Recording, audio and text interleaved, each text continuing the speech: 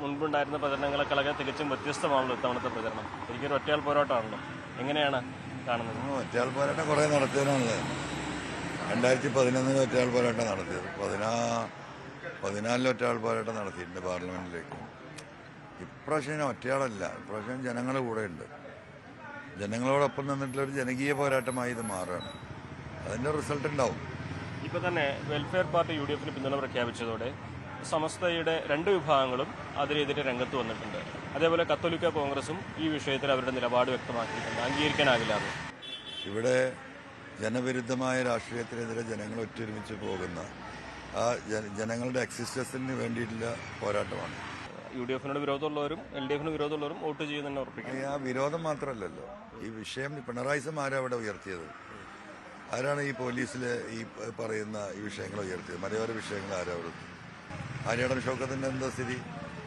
ജന്മത്തിൽ ഈ പിണറായി കേരളം മുഴുവൻ ചർച്ച ചെയ്യുമ്പോഴും ഇന്ന് വരെ ഒരു വാക്ക് പറയാത്തവനാണ്. 75,000 കുറയാത്ത വോട്ട് ഓരോ ദിവസവും അത് വർദ്ധിച്ചുകൊണ്ടിരിക്കും. ഒരു 35,000 വോട്ടിലേക്ക് ഒതുങ്ങും ഇടതുപക്ഷം. മുഖ്യമന്ത്രി ക്യാമ്പ് ചെയ്യാൻ പോകണം 3 ദിവസം ഇവിടെ വന്നിട്ട്. അദ്ദേഹത്തിന് ക്യാമ്പ് ചെയ്യാമല്ലോ. അദ്ദേഹം ഇവിടെ ഈ പറയുന്ന തൃക്കാക്കരയൊക്കെ ക്യാമ്പ് ചെയ്തിരുന്നല്ലോ, പാലക്കാടും ഉണ്ടായിരുന്നല്ലോ. അതൊക്കെ കഴിഞ്ഞു. പിണറായി എന്ന് പറയുന്ന നമ്മൾ കേരള ജനങ്ങൾ സ്നേഹിച്ചിരുന്ന ആ നേതാവ് 2021 എന്താ പറയുക അസ്തമിച്ചു.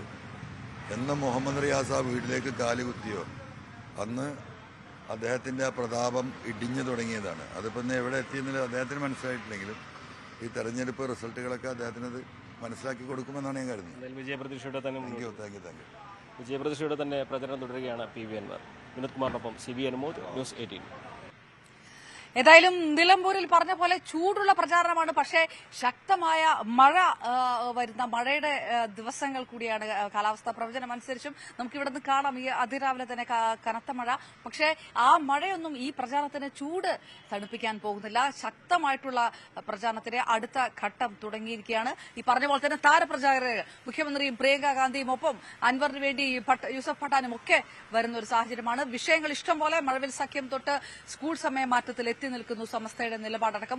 ഓരോ മിനിറ്റിലും പുതിയ പ്രതികരണങ്ങൾ വരുമ്പോൾ അത് ഏത് തരത്തിലേക്കാണ് പോകുക നിലമ്പൂർ ഇനിയുള്ള മണിക്കൂറുകളിൽ നിന്ന് കണ്ട് തന്നെ ഇരിക്കുന്നു. ഏതായാലും